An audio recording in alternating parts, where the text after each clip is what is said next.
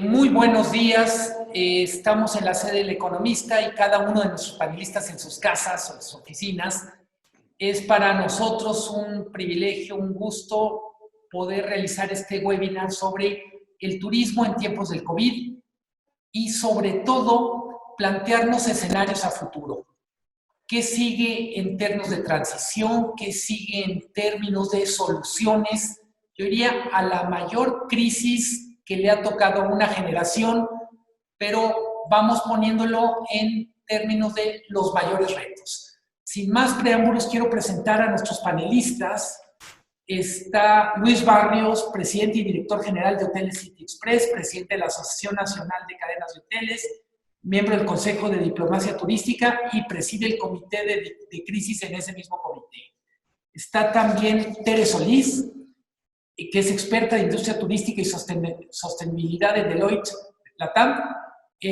Fue subsecretaria de Planeación y Política Turística de Sectur, y sus áreas de especialidad incluyen planeación turística, turismo médico y sostenibilidad. Está también Gerardo Corona, presidente y fundador de GC Intelligence, empresa consultora en actividades de análisis, investigación, asesoría y acompañamiento de diversos proyectos hoteleros. También fue subsecretario de Innovación y Desarrollo Turístico y ha tenido una destacada trayectoria del sector público, incluyendo puestos relevantes en Bancomext y en Secretaría de Turismo. Y también completa este panel Braulio Arzuaga, que tiene más de 20 años de experiencia en sectores de hotelería, retail, financiero y restaurantero. Él es presidente del CENET, Consejo Coordinador Empresarial Turístico, que representa el 95% de la industria privada turística del país. Bienvenidos, señores, señora. Es un honor. Bienvenidos a quienes están escuchándonos, viéndonos desde sus casas. El panel, esta dinámica, durará aproximadamente 2 horas y estará dividido en 3 bloques. El primero es tomar una fotografía del sector, qué representa el sector turismo, qué representa la crisis para el sector turístico. El segundo bloque tiene que ver con la transformación que está viviendo el sector, yo diría todo este proceso de laboratorio, de ebullición que hay. Y el tercer bloque es muy enfocado a soluciones. Me gustaría empezar con Braulio Arzuaga. ¿Cómo agarró COVID a la industria turística mexicana? ¿Dónde estaba antes, literalmente, del choque? Gracias, Luis Miguel. Buenos días a todos, buenos días también a todos los panelistas. Mira, la realidad es que traíamos ya unos retos del 2019 que eran importantes. Traíamos el reto de seguridad, un reto que ha sido durante muchos sexenios, digamos que el talón de Aquiles. Teníamos en partes específicas retos como el sargazo, ¿no? Que había pues dañado mucho la parte de Quintana Roo, pero al final de cuentas también a todo el país. Teníamos un reto de la no promoción, teníamos un reto también de las plataformas digitales de alojamiento que han venido a ganar terreno y que no hemos estado en una igual circunstancia en cuanto a pues, pagos de impuestos y demás.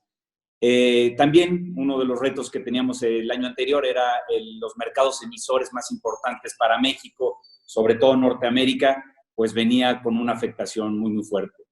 Esto quiere decir que teníamos estos retos, que los hemos tenido y que justo empezando el año y justo empezando una temporada, digamos, muy importante que es Semana Santa, pues el reto se incrementa con esta pandemia, que es una cuestión pues, que está afectando la economía de manera tremenda. Hemos hecho una estimación en el CENET que de marzo, que fue un mes, digamos, híbrido, marzo, abril y mayo, la afectación solamente de esos 3 meses podría ser de 500,000 millones. Entonces, pues sí, Luis Miguel nos agarra complicado, ¿no? Porque a pesar de que pues había mucha dinámica y mucho dinamismo en el sector, pues esos retos seguían con nosotros y pues lo viene a agravar.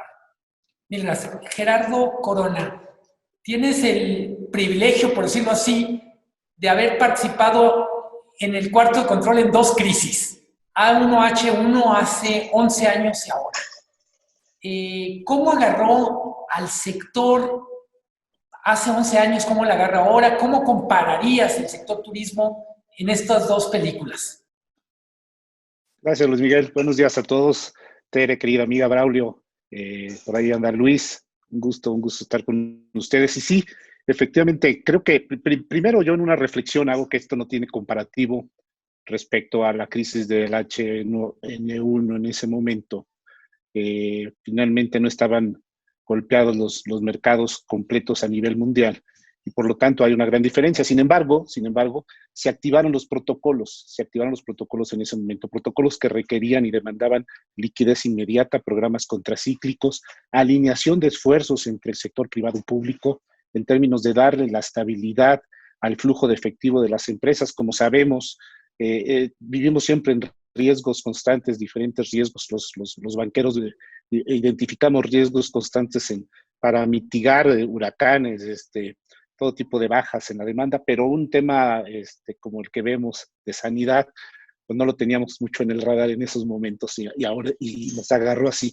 Entonces yo te diría, dotar de liquidez para darle la estabilidad de flujo de efectivo y que pudieran entonces regresar en huracanes, cuando hay un problema de impacto de huracán, se afecta la oferta, pero la demanda ahí está pendiente de regreso y normalmente regresa de mejor manera el destino, regresa modernizado, regresa con nuevos procesos y la gente quiere estar nuevamente en esto y hay los seguros de riesgos consecuenciales que te ayudan a esperar estos momentos para el capital de trabajo. Hoy hay una pérdida total en el término de flujo, hay una pérdida total en el término de valor de lo que se puede hacer con el personal, con los activos intangibles, con los activos tangibles, y por lo tanto nos agarra diferente, nos agarra con un tema en donde hoy lo que está sucediendo es un parón completo en la demanda mundial, una competencia brutal en términos de lo que va a venir cuando se haga la reapertura y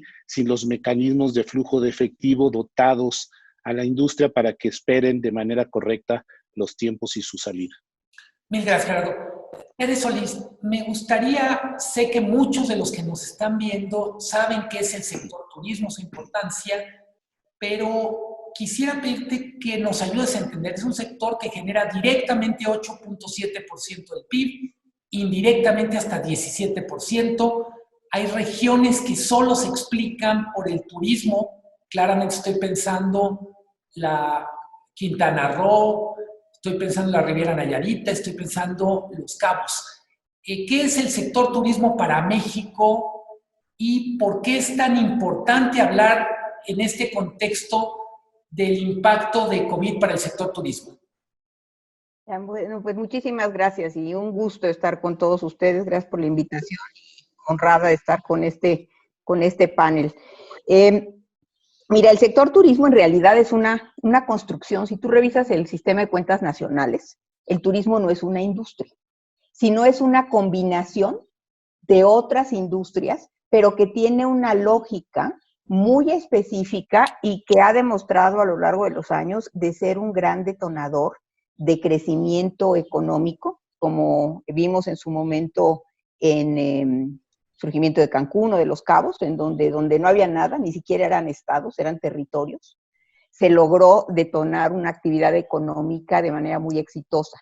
Es entonces, no solamente, sin embargo, tiene los beneficios de detonar crecimiento económico, sino también tiene la virtud de que te distribuye la riqueza a lo largo del territorio. Tú sabes que la actividad económica se concentra en grandes polos urbanos, en grandes ciudades, y aquí, a través del turismo, se puede llegar a, bueno, los pueblos mágicos que tuvo aquí nuestro amigo Gerardo Corona bajo su cargo, a poblaciones pequeñas que quizás no tienen los niveles de inversión y que además puede tener una serie de impactos positivos para permitir el arraigo de las comunidades locales y la permanencia, sobre todo de las poblaciones jóvenes, en poblaciones medianas y pequeñas. Entonces, la distribución regional del ingreso también es un contribuyente importante en cuanto a divisas.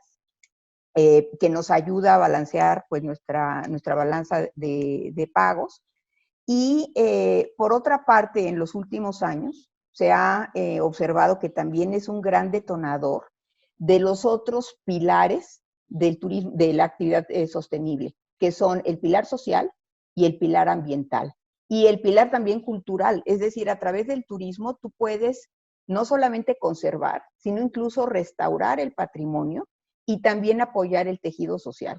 Y también es un gran vehículo, yo creo, didáctico para que las personas de los países emisores que llegan a nuevas comunidades rompan sus paradigmas, rompan sus esquemas de la manera que debe ser el mundo y vean que hay otras maneras de vivir legítimas, distintas, ricas, y finalmente es una manera de contribuir al entendimiento y al diálogo a nivel regional y a nivel internacional. Entonces, es una actividad que quizás precisamente por no estar en las cuentas nacionales como tal, ha sido un poquito difícil comunicar la importancia enorme que tiene la industria.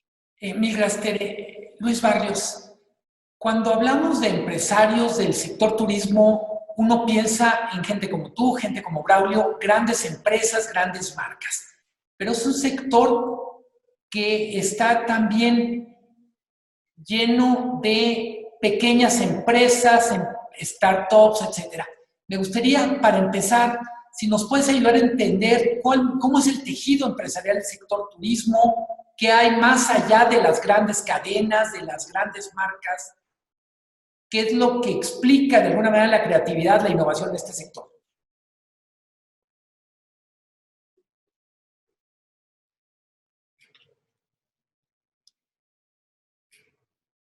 Perdón. Quizá Luis no ha podido. Buenos días. Buenos días. Ya se escucha. Ya estamos al aire. Perdón. Gracias. Buenos días. Mil gracias. Mil gracias por la invitación. Como siempre hay algo que falla con esto. Nos falta más agilidad con tanta tecnología. Pero bueno, el tema es correcto. Yo creo que la pregunta es muy importante en el sentido de pensar. Bueno, primero que nada quiero decirles que definitivamente yo siento que para cualquier gobierno el turismo es su mejor aliado. Estamos, y precisamente lo vamos a contestar con tu pregunta, con la respuesta a tu pregunta. Sí, en efecto, si tú sacas la base de cuartos instalados en este país, alrededor de 804,000 cuartos, y hay cerca de 22,000 hoteles instalados en este país. El promedio te da 36 habitaciones por hotel. Si elimináramos las cadenas que representan más o menos el 30% de esa oferta, pues te vas a que el promedio de cuartos por hotel, por establecimiento, es menor a 30. Vamos a hablar de 26 a 30. Ahí te indica claramente que el mercado no está consolidado, está altamente pulverizado, y que los propietarios y los empresarios en el sector rayan en la micro, pequeña y mediana empresa. Y si le sigues un poquito más, es mucho un autoempleo, porque muchos de estos hoteles son realmente empresas familiares de menor tamaño, distribuidas en todas las partes en todo el país. Sí, en efecto, hay una concentración en Cancún, Ciudad de México, Vallarta, Cabos y Vallarta, en términos de cuartos, pero son básicamente orientados al mercado extranjero, principalmente los destinos de playa. El mercado de la Ciudad de México es, diría yo, 50-50. Y el resto es para el mercado nacional, o sea que la estructura del sector hotelero es tremendamente pulverizada, pequeño empresario, y por el otro lado, el principal consumidor y usuario de esas instalaciones es el mercado nacional, no el mercado extranjero que se concentra en los grandes 4 destinos que acabo de mencionar. Entonces, la realidad es muy fuerte porque es un reflejo realmente de lo que suceda dentro del país para el turismo. El 89% el 89% de los empresarios están en este ramo, en este grado de la pequeña empresa. Estas empresas pequeñas, pues no tienen tanto acceso a crédito, no están altamente capitalizadas. Podrías decir que vivimos al día en los pequeños hoteles, igual que el resto de la economía nacional. Y de esa manera, yo creo que el impacto de esta crisis pues va a tener un efecto muy importante, sobre todo por la falta de acceso a capital, que estamos viendo que en otros lugares, en otros países del mundo, los gobiernos están participando fuertemente con liquidez específica para poder hacerles llegar recursos y que la economía no se pare, de tal suerte que la cadena de consumo, pago y operación se mantenga más o menos estable. No lo estamos viendo en este país y esa es la problemática tan fuerte que vemos en el sector. Muchas gracias, Luis. La pregunta es Luis para Miguel, todos. Por supuesto, Braulio, adelante. Perdón, sí, me gustaría nada más agregar una cuestión a lo que comenta Luis, que creo que es importante. Dentro de la industria hay 450,000 empresas con menos de 10 empleados. Y esa cadena de valor que generan ellos es de 65,000 millones de dólares. Entonces, abonando un poco a lo que dice Luis, creo que es importante este número, ¿no? Son 65,000 millones de dólares que estas 450,000 empresas, que insisto, tienen menos de 10 empleados, agregan, digamos, a esta cadena de valor. Y lo decía también Luis, ¿no? Al final de cuentas, hoy con cero ingresos, con costos fijos muy altos, agua, luz, combustible, gastos de la propiedad, y con muchas de estas empresas también en el balance con deuda, pues nada más la matemática no da. Pero quería agregar ese universo que es importante, yo creo que para la plática. Buenísimo. Gerardo Corona pide la palabra. Adelante.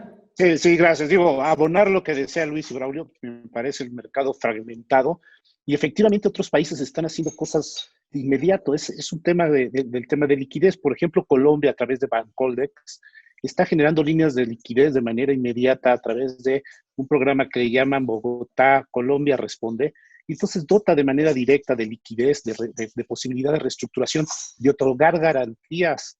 Es muy importante que los fondos de garantía permitan otorgar garantías para que la banca de desarrollo o bien la banca comercial pueda dar financiamiento a estas pequeñas empresas fragmentadas que comentaba muy bien Luis. Este soporte se requiere articular de manera ordenada.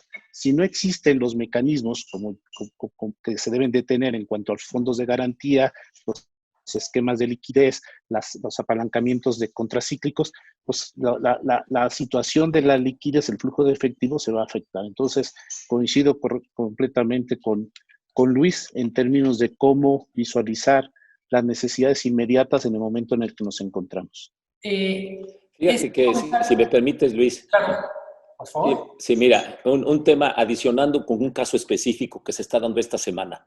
NH en España acaba de recibir un crédito de 250 millones de euros para fines de mediano y largo plazo, en el cual tiene el 70% otorgado por los 3 bancos más grandes españoles privados, en forma proporcional de su participación de mercado, y está detrás el gobierno español otorgando una garantía por el 70% del crédito.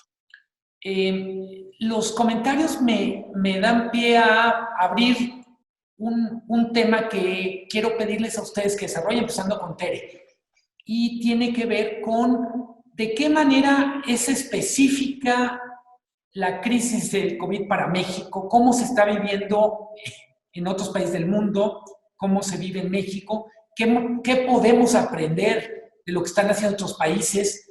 Y yo diría, en atención a la propia experiencia de ustedes, ¿qué podemos aprender de nuestra propia historia? Finalmente es una industria que ya tiene, yo diría, una historia de crisis y recuperaciones bastante notable. Estamos contigo, Tere. Sí, muchas gracias. Mira, el turismo es una industria que ha demostrado ser pues muy globalizada. Se ha globalizado, es una de las industrias más globales en este mundo, pero también por eso mismo tiende a ser muy volátil y muy sensible a situaciones de contingencia. Y bueno, para que me calculen la edad, mi primer crisis dentro del sector turismo fue el sismo de 1985. Y después tuvimos Gilberto, y después tuvimos Vilma, y después hemos tenido el H1N1, que además era el Mexican Flu. Y esto nos ha mostrado que en realidad en el sector percepción es realidad. Y el primer objetivo dentro de nuestro sector es dimensionar el tamaño de la crisis, pero para mí esta es la mayor crisis de la historia del sector turismo. Y se está dando, no es solamente como fue en el sismo en 85 en Ciudad de México o Vilma en Cancún, sino que está afectando tanto a los destinos, porque hay una crisis de oferta, sencillamente no pueden operar los establecimientos turísticos por disposiciones oficiales, y por otra parte hay una crisis de demanda, ya que hay temor por parte del público también hacia su propia seguridad. Y en ese sentido yo creo que la gran diferencia es que en todas las crisis anteriores, todos los gobiernos y todos los esfuerzos de la industria se han volcado a la reactivación de la actividad turística, y en esta ocasión yo percibo que sí hay una visión en donde el turismo no se convierte en una prioridad nacional para la economía y para el bienestar de todo el país y de todas las comunidades turísticas. Entonces yo creo que estamos viendo por una parte la mayor crisis de la historia y por otra parte la ausencia de una alta prioridad en la reactivación del sector por parte de todas las políticas públicas, y yo creo que el sector privado en esta ocasión pues ha tenido que salir a tomar ese liderazgo y a sensibilizar a todos los niveles, a la sociedad y a los distintos niveles de gobierno sobre la importancia de tomar las medidas necesarias para apoyar a nuestro sector. Y también por el empleo. Muchas gracias, Tere. Creo que pones muy bien el territorio sobre el cual pueden desarrollar sus ideas. Braulio, coincides con Tere. No se le está dando la prioridad al sector turismo, y dice una parte del lado de esperanza, y dice, tenemos un sector privado que está teniendo un papel muy activo, probablemente más activo que en otras crisis. No sé si estoy arrancando una conclusión de lo que decías, pero de alguna manera me gustaría preguntar sobre eso, Braulio. ¿Coincides en que no se le está dando la prioridad desde el sector público al sector turismo? Mira, creo que sí, creo que es correcta esa apreciación. Y déjame darte números que ya los adelantaba Gerardo también y Luis. Alemania está inyectando el 32% de su PIB a la economía. Italia, el 12.5%. Ya vimos el problema que tuvo Italia, ¿no? Un problema que tuvo que recular, digamos, de cuando salió de la cuarentena. Reino Unido, el 19%. Estados Unidos, el 12.4% de la economía más grande inyectando el dinero. Corea, que está súper controlado, que está haciendo todos los tests posibles, 7.4%.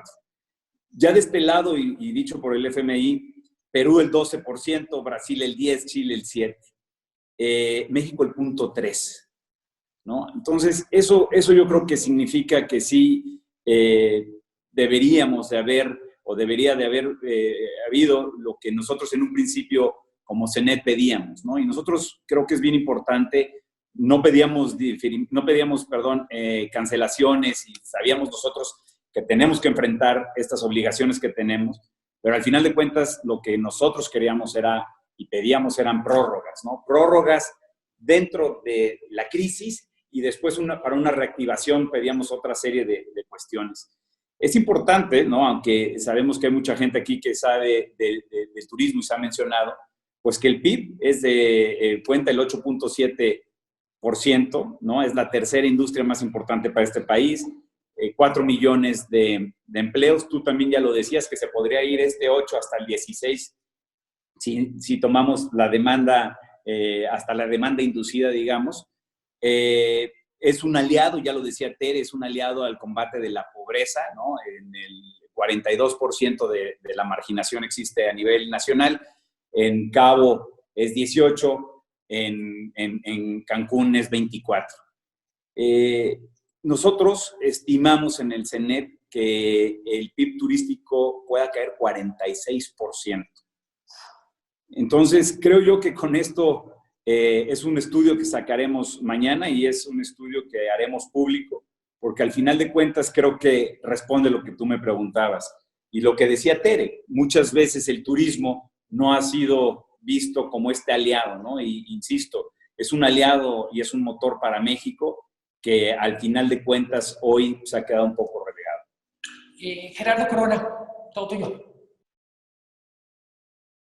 Mira, yo cuando, y voy a tratar de recordar un poco unas reflexiones que hacía, cuando veíamos al sector en su momento, lo veíamos como este gran mazo de globos, en donde lo único que teníamos que hacer era ir agarrando todos los hilos para ir haciendo una conducción efectiva de todos los procesos. Yo creo que hoy, más que nunca, está fragmentado esa posibilidad de llevarlo a cabo. Efectivamente, el turismo es un gran motor de desarrollo, dinamiza los motores de desarrollo de países, pero particularmente de regiones. Digo, yo no sé, la Riviera Maya y Los Cabos, ¿qué sería en su PIB, en lo que representa el PIB, su desarrollo sin esta actividad tan potente y sin la inversión que recibe?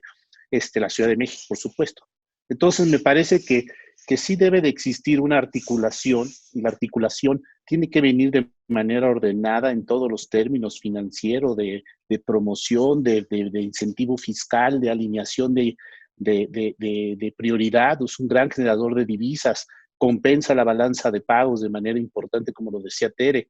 Me parece que si uno lo ve en términos macro, es un gran estabilizador de los flujos de capital a México, es un gran estabilizador de inversión extranjera directa, no golondrina, sino de inversión extranjera que llega, un gran generador de empleo, y por lo tanto, bajo ese mecanismo que es transversal totalmente el sector y que llega a través de los grandes tractores de desarrollo como la hotelería, a generar una cadena de valor impresionante hacia abajo que permite conectar. Hoy, lamentablemente, se ha desconectado hacia abajo esta cadena de valor por la falta de liquidez y de proveeduría, y está desconectado hacia arriba con la política pública para poder ir volviendo a tomar todos los hilos conductores y alinear las necesidades. Y alguien decía en alguna reunión ayer que me llamaba mucho la atención, que esto es como un AC y un DC, ¿no? Antes de COVID y después de COVID, pero hoy estamos en medio.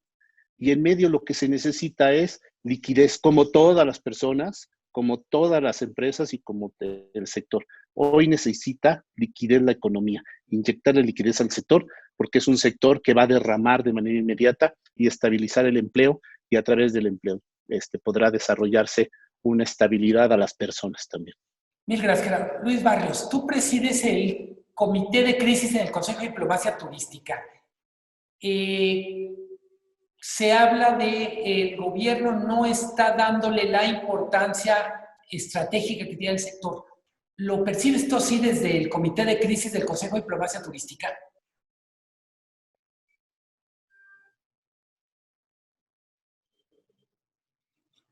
Otra vez. Perdón. Otra vez. Ya está. Ahí estamos de regreso.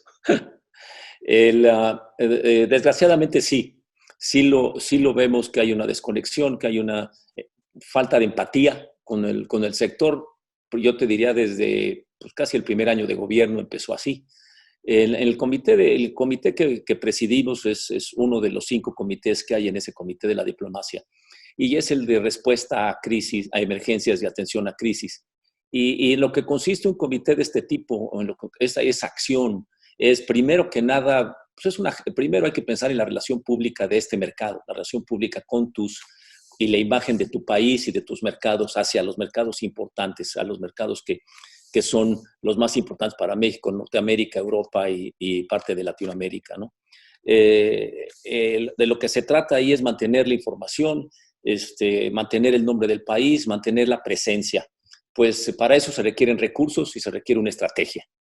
Y parte viene definitivamente de temas muy claros que el sector puede atacar, pero definitivamente la imagen del país no la puedes manejar, y menos sin recursos desde un comité de crisis, ¿no? Realmente es el presidente y los secretarios, el ejecutivo es el que tiene que mantener ese liderazgo en cuanto a la comunicación. El segundo punto es que que no hay esos recursos para contener el tema de la crisis. No es, en este caso, pues es una pandemia, es una cosa global, es una cosa que está fuera de lo que habíamos vivido. Entonces, la importancia que se le ha dado, yo creo que en términos de comunicación es bastante baja. Lo que se ha tratado de hacer en el comité es atacar esta pandemia y los efectos por la vía de trabajar muy de cerca con el secretario de Turismo, con Sectur, con lo cual hemos tenido muy buena recepción y mucho empuje. Sin embargo, pues los resultados a nivel superior no llegan, ¿no? Llegan las propuestas y no llegan las respuestas. Hemos trabajado con Secretaría de Salud y se ha trabajado ya en una campaña de promoción, primero de contención de crisis, vivirla, comunicación durante ella, y ya se está trabajando en la campaña de recuperación. Es una campaña que a todas luces está muy bien estructurada, es buena. Desgraciadamente, yo creo que no cuenta con todos los recursos que el país debiera de estar invirtiendo en este rubro para poderla lanzar al tamaño que debería de ser y con la prestancia. Sobre todo considerando que es cerca del 9% del PIB del que estamos hablando, ¿no? Las campañas deben de ser de dos tipos, al mercado nacional y al mercado internacional. Y creo que la labor se está haciendo, la estructura, la hotelería está preparada para estar preparado con los servicios y los protocolos de seguridad y que le deben de dar, que se le van a dar mucha importancia por parte del consumidor, ¿no? El consumidor va a cambiar en sus temas, en su forma de compra, va a pasar a considerarlo mucho más austero, mucho más local, va a estar siempre cuidando el riesgo de contagio en su decisión de compra. Y en eso el país y la hotelería al menos sí se está encargando mucho por el sector privado en conjunto con la Secretaría de Turismo en poder tener todos esos protocolos y toda esa plataforma para que no sea en detrimento de la decisión de compra de los diferentes consumidores. Pero en términos generales, definitivamente nos falta, siendo tan importante la industria en proporción del PIB, no se le está dando el lugar que se merece en términos de comunicación y recursos. Muchas gracias, Luis. Aprovecho una pregunta de José Miguel Melo, que está en la audiencia, que me parece que es muy pertinente para pasar al siguiente tema. Dice, ¿qué es realista esperar? ¿Qué acuerdos se podrían lograr entre gobierno y sector privado? 2020 México 4T, con este gobierno, con este sector privado, ¿qué es posible esperar como acuerdos para relanzar, primero para mitigar la crisis y luego para relanzar el sector? Empezamos contigo, Tere Solís.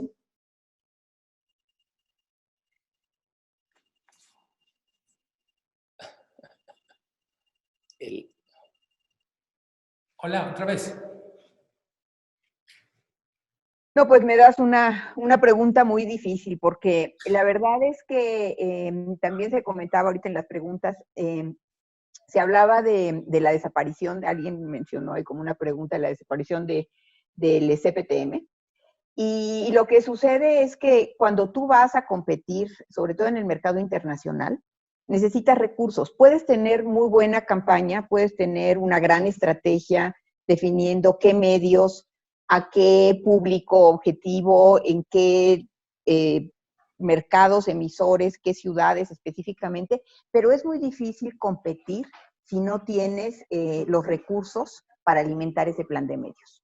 Entonces, en ausencia de este mecanismo que se creó precisamente para resolver la ausencia de recursos y para mejorar la competitividad en términos de mercadotecnia internacional, que era el derecho del no residente, en ausencia de estos recursos, lo que tiende a suceder es una dispersión de los esfuerzos locales y en determinado momento la canibalización entre destinos. En ese sentido, el papel es fundamental, no solamente en recursos, que son muy importantes, sino también en generar esa visión de conjunto en donde no se compita entre destinos mexicanos, si no se vaya con una estrategia complementaria en donde la competencia está allá afuera y no en el interior.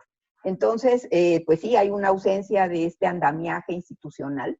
Se está tratando de subsanar a través de un consejo de diplomacia turística, y eso es definitivamente muy valioso, porque no solamente es los recursos, sino la estrategia, y en ausencia de esto, pues están trabajando con los recursos de los estados, que no son tampoco abundantes, de los propios destinos turísticos, del sector privado, de los aliados tradicionales, y entiendo que también se está tratando de pensar en los aliados no tradicionales para subsanar esas ausencias, sobre todo de recursos y de visión estratégica, pues que se perdieron con la desaparición del CPTM.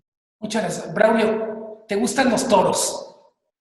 A este toro le tenemos que hacer faena. ¿Qué se puede hacer entre sector privado y este gobierno?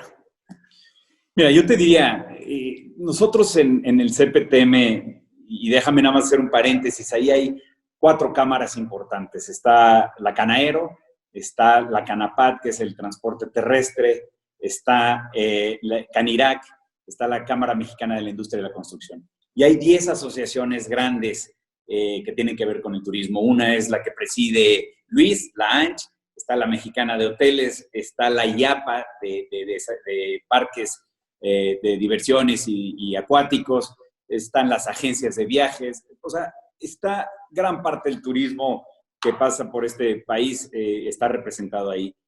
Desde el 17 de marzo nosotros mandamos una carta a Hacienda, Economía, Sectur, al jefe del Gabinete Económico con 14 medidas que eran importantes, insisto, unas durante la crisis, otras después de la crisis. Ya lo había dicho yo, pero bueno, era diferir las declaraciones anuales, estábamos muy cerca del final de marzo, los pagos de provisionales del IMSS, del IVA, el ISR, etcétera. ¿Qué quiero decir con esto? No estábamos pidiendo un rescate, estábamos pidiendo solamente privilegiar el flujo, que ya lo decía Gerardo, que es importante para esta industria.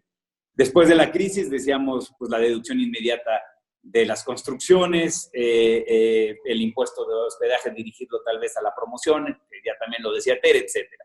Después presentamos un documento con 14 medidas de austeridad al interior de nuestras empresas. ¿Qué decíamos con esto? No solamente pedimos, sino que también nosotros estamos haciendo, porque la intención de nosotros era o es privilegiar la fuerza laboral. En esto, pues, mostramos otras medidas, ¿no? Como, pues, los días solidarios que hoy en todas las cadenas, en todas las empresas que conforman el turismo, pues, están dando, la reducción de sueldos, absorber costos y ser flexibles, etcétera. Luego hicimos una carta en que íbamos de la mano con los sindicatos. Los sindicatos más importantes del turismo se unieron con el CENET, déjame decir, el empleado y el empleador, para pedir específicamente cuestiones que tenían que ver con la fuerza laboral. Hemos pedido también cuestiones en la mesa de seguridad turística, en donde creemos que en ciertos lugares el turismo debe de ser pues una parte medular. Igualmente, ya lo decía Gerardo, el inversionista que llega a invertir no es golondrina, ¿no? Llega y se queda durante mucho tiempo. Te platico todo esto porque desde el 17 de marzo hemos estado, digamos, muy activos. Hemos hecho una agenda legislativa que está lista, que no la hemos sacado, digamos, al público derivado de lo revuelto que estaba el Senado hace tiempo con el tema del presupuesto. Y próximamente tendremos reuniones con gobernadores y demás. Platico todo esto, y perdón por lo extenso de mi respuesta, porque tú al final decías cómo había que lidiar este toro. Pues creo yo que es de esa forma. Hemos tratado nosotros de citar al toro en términos taurinos que tú decías, pero el toro no se ha movido.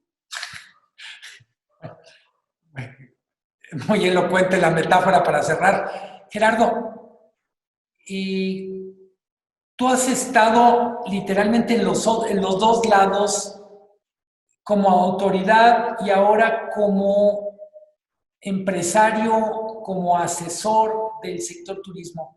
¿Qué es posible hacer? Y yo diría, ¿qué necesitamos hacer? ¿Qué es lo más urgente y qué es lo deseable en los próximos meses? Sí, gracias, Miguel. Luis Miguel. Me parece que hay que trabajar en nuestras fortalezas, las que nos quedan en términos de estructura en el país. Me parece que el tema del sistema financiero es algo que lo tenemos ahí, es un sistema financiero sólido, diversificado, bien capitalizado. Están sufriendo un poquito ahora porque las deudas, los portafolios en dólares, simplemente cuando tienes el capital en pesos y tu portafolio de préstamos está en dólares en una parte, pues te levanta como si prestaras el 25 más de tu portafolio de manera inmediata. Entonces te presiona a veces el ICA, pero finalmente es un sistema bien capitalizado y yo creo que bien supervisado también. Entonces, un sistema que nos permite maniobrar con él para efecto de dotar, que sea el instrumento de dotar liquidez al sector, que en mi opinión, nuevamente, me parece que es lo que hoy tenemos que enfocarnos de manera inmediata, así como para ir por partes, como decía ya que el destripador, por partes. Y hoy lo que tenemos que apretar es la parte de flujo, tenemos que cuidar el flujo. ¿Cómo se podría hacer? Primero, la cadena de valor, o sea, no puede quedar sin flujo las líneas aéreas, no pueden quedar sin flujo los grandes hoteles y no pueden quedar sin flujo las pequeñas y medianas empresas. Y para todas ellas hay programas que pudieran desarrollar un fondo de garantía para que la banca de desarrollo los ponga de fondo de contragarantía a la banca comercial y la banca comercial pueda canalizar los recursos y se potencian los recursos. Entonces, un fondo que se vaya potenciando varias veces para que esto vaya bajando a la cadena de valor. La liquidez es fundamental, me parece. Hay esquemas de factoring también que pudieran estar funcionando muy bien para que los proveedores pudieran haciendo a través de los grandes tractoras, que eso lo hace muy bien Nacional Financiera y que también lo está haciendo hoy el BID para efecto de dotar de mecanismos de factoraje a estos proveedores. Entonces yo te diría, lo primero importante es asegurar la cadena de flujo al sector. Y me parece que tenemos los argumentos, tenemos los elementos, tenemos la estructura de una banca diversificada. En el 2009, me regreso un poco a esa época, había una percepción del riesgo muy fuerte al sector y por lo tanto no había jugadores adicionales poniendo recursos de manera inmediata, jugadores del sistema financiero. Hoy está diversificado, hoy tenemos grandes bancos con grandes portafolios que han venido maniobrando de manera correcta, tenemos una banca de desarrollo sólida con expertise en el tema y por lo tanto nada más un tema de decisión. A ver, vamos a poner fondos de contragarantía, vamos a dotar de liquidez, no son recursos a fondo perdido, son créditos que los señores empresarios saben operar de manera prudente, saben operar de manera profesional. Tenemos grandes empresarios en México. Entonces yo creo que ese tema es una manera de cómo activar. Y luego ya vendrán todos los temas, ya descansando un poquito el tema del bolsillo en términos de flujo, en las estrategias de cómo ir en el mediano y largo plazo en un proceso de incorporación, reapertura y promoción. Luis Barrios, te quiero preguntar a partir de una frase que dice ahorita Gerardo Corona, trabajar a partir de nuestras fortalezas. ¿Cuál dirías tú que son las mayores fortalezas del sector turismo en México? Mira, antes de contestarte esa y reforzando lo que mencionó Braulio, no cabe duda que se han tenido muchas actividades y le ha dedicado mucho tiempo a tratar de presentar todas esas propuestas y hemos llegado hasta participar con el CCE como cadena y como CENET, Braulio, en sumarnos a todas las iniciativas y de los 58 puntos que se presentó el CENET, o está por presentar el CENET, el CCE al presidente, pues ahí está sumada el esfuerzo del turismo. Lo que sí siento es que hay esa poca empatía y creo que tenemos que realizar que hay una agenda distinta entre el país y el sector privado y lo que a lo mejor las prioridades de este gobierno hay. Yo creo que la sociedad es la que va a sacar esto adelante, como lo ha sacado en todas otras ocasiones. Es la sociedad, el sector público, ya mencionó Braulio a los sindicatos adentro y se han tenido también reuniones con el legislativo y con muchos gobernadores. Yo creo que la presión que se debe de generar es por ahí, formar una unión entre todos estos elementos de la sociedad. No importa el empresario chiquito o el grande, todos somos a fin de cuentas autoempleo y buscar que se dé el cambio y que se tome las cosas con la prioridad que debe. Ahora, ¿cuáles son nuestras fortalezas? Yo creo que nuestras fortalezas son definitivamente la ubicación geográfica que tiene México para los mercados internacionales. Estoy hablando del turismo. La otra gran fortaleza es el mexicano. El mexicano tiene una vocación de servicio y lo ha mostrado a nivel mundial. Y la otra es que la infraestructura turística en México es muy fuerte. Y vale la pena decirlo, el 80% de la inversión en turismo en México es de mexicanos, no es de extranjeros. Entonces, si la inversión está en función de los grupos mexicanos que invierten en el país, el mayor mercado que hay para el turismo en México es el nacional. Obviamente, en términos de dólares per cápita, es muy importante, es mucho más grande el mercado internacional para México, que representa el 20% del PIB turístico, porque per cápita pues, gastan más en dólares y tienen más estancia, más tiempo de duración en la visita a México y aparte tienen más recursos económicos, más poder adquisitivo. Pero bueno, la infraestructura está puesta ahí, los hoteles no se van a desaparecer, las bellezas naturales no se van a desaparecer. Los problemas que podemos tener en un determinado momento, en este caso, es la ausencia del mercado. El mercado nacional y extranjero se van a comportar diferentes y ese es el reto que tenemos que librar. ¿Cómo poder seguir subsistiendo con esta planta y con estas competencias que tenemos tan importantes para esperar el tiempo suficiente para esperar a que el mercado empiece a regresar? ¿Que no va a ser igual? No va a ser igual, pero no se va a desaparecer. Podrá ser un poquito más de ocupación, menos ocupación, pero estar al 90% abajo en el ingreso por cuarto noche instalado en este país es un crimen. El año pasado estábamos 90% arriba del ingreso por cuarto instalado que el que tenemos hoy en día. Contra eso no hay nada que hacer. Ahora, ¿qué esperamos? Esta recuperación que sea inteligente, que sea gradual, y la hotelería mexicana, te aseguro que por servicio, por mercado, por creatividad y por nivel de servicio no va a parar. Pararía nada más por falta de liquidez. Una pregunta a todos, quien quiera contestar primero levante la mano, y es, ¿cuáles son los puntos más vulnerables en esta cadena de valor del sector turismo y qué se puede hacer para salvarlos? Bueno, a ver, pues la tomo. A ver, yo creo que el punto, yo regreso a lo mismo. No, es que, bueno, hay muchas, pero yo me regreso al dinero. Lo único que necesitamos es liquidez para poder aguantar. Esto es como una competencia de natación. No, ya no digas eso. Te metes a jugar a los bucitos cuando eras chico, te echabas a la alberca y te subías, ¿no? Y a ver quién aguantaba más el aire. Y el que salía primero, pues es el que perdía. En este caso es exactamente, estamos jugando a los bucitos, pero con una cosa muy seria, que es la plataforma que te da el 9.7% del PIB, y lo único que se requiere es algo de empatía con el sector para darle liquidez, y no nada más es al sector. Yo creo que todos los restaurantes, las misceláneas, hasta el mismo vendedor ambulante necesita que tenga liquidez el mercado para que la cadena de compra, venta, producción se siga generando.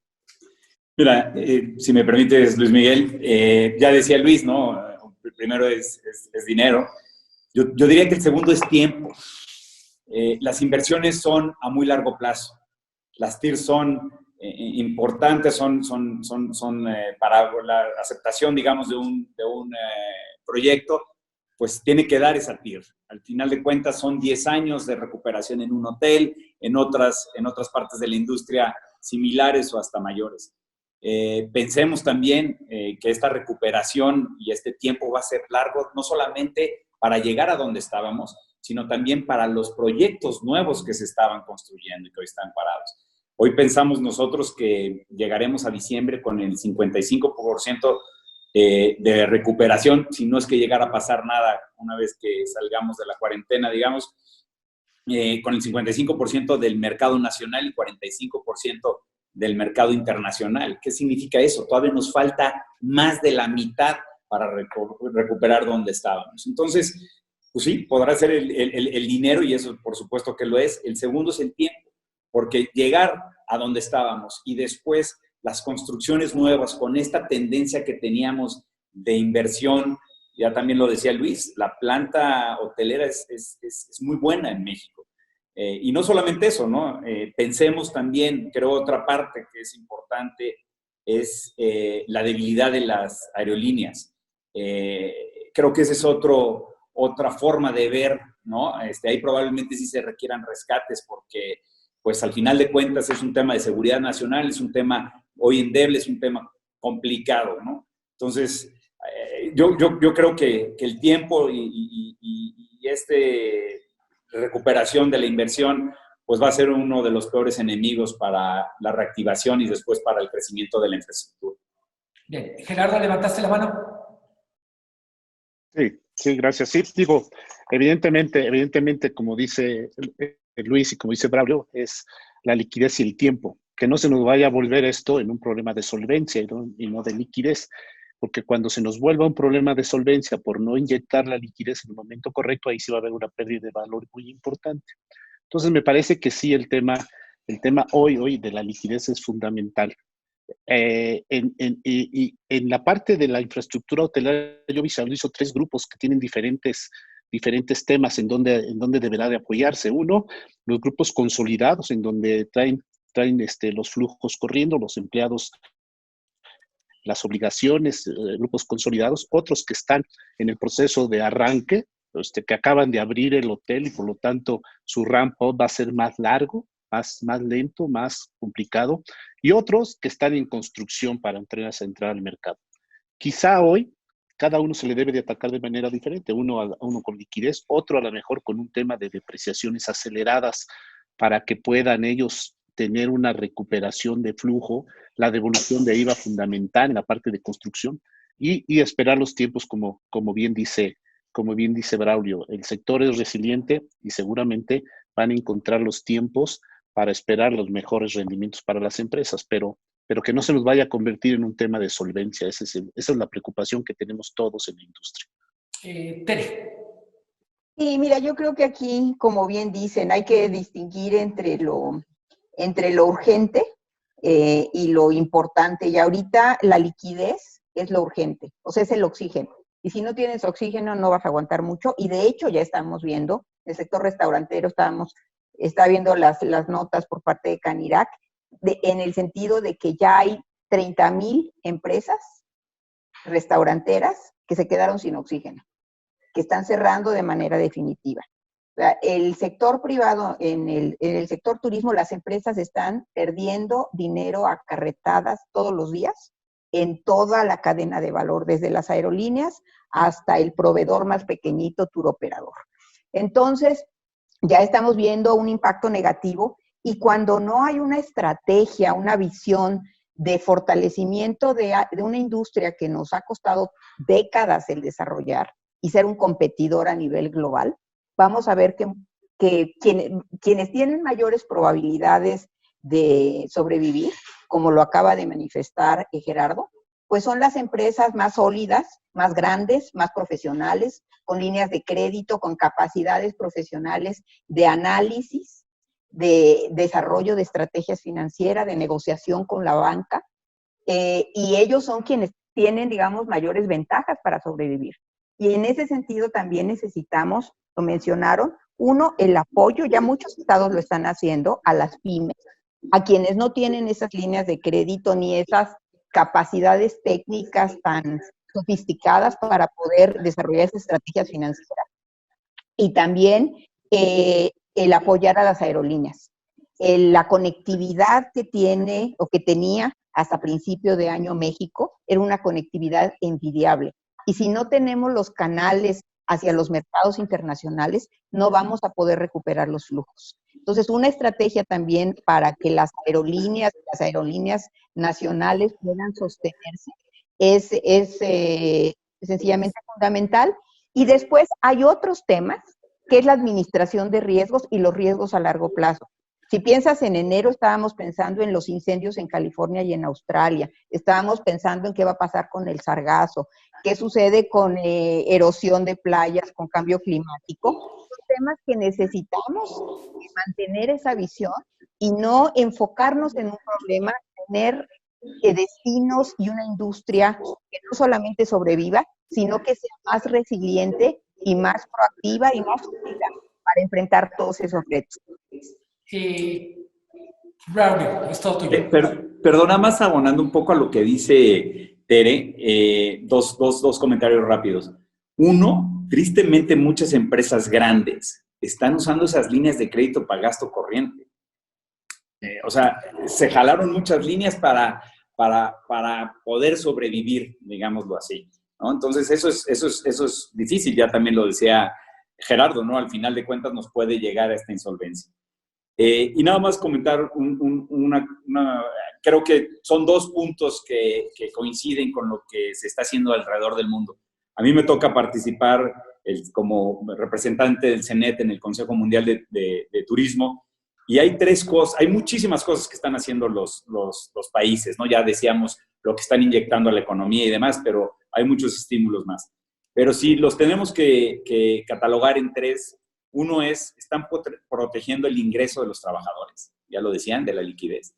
Dos, están dando crédito a las empresas para que no colapsen. Y el tercero, que probablemente es impensable aquí en México, es 0 impuestos por 12 meses. Juan Manuel Hernández del Público nos pide elaborar un poco sobre empresas de transporte terrestre, hablando de conectividad. ¿Quién quiere tomar el tema? Que yo la contesto. La Canapate es parte del CENET y se divide en dos, ¿no? El transporte turismo, que es digamos, el que se renta todo el autobús. Hoy por hoy está parado al 80%, al 90%. Y está parado desde Semana Santa, que Semana Santa es cuando pues más flujo tiene. Y el segundo es el transporte federal, que es el que, digamos, se renta por espacio, ¿no? Un asiento, otro asiento, otro asiento. Y igualmente están parados al 90%, no están teniendo esas reservas, no están teniendo esta como le llamamos nosotros, pick-up en cuanto al movimiento. Y es importante porque al final de cuentas estamos pensando que el mercado nacional es el primero, nacional carretero es el primero que se va a activar. Entonces, pues es una parte fundamental, digamos, de la recuperación, y si también la recuperación se va a llamar volumen, pues bueno, es un aliado para el turismo. Alguien pregunta, es una pregunta un poco pícara, quien quiera tomarla. ¿Los hoteles de paso entran o no en el ecosistema del sector? ¿Y qué está pasando con ellos? No sabemos.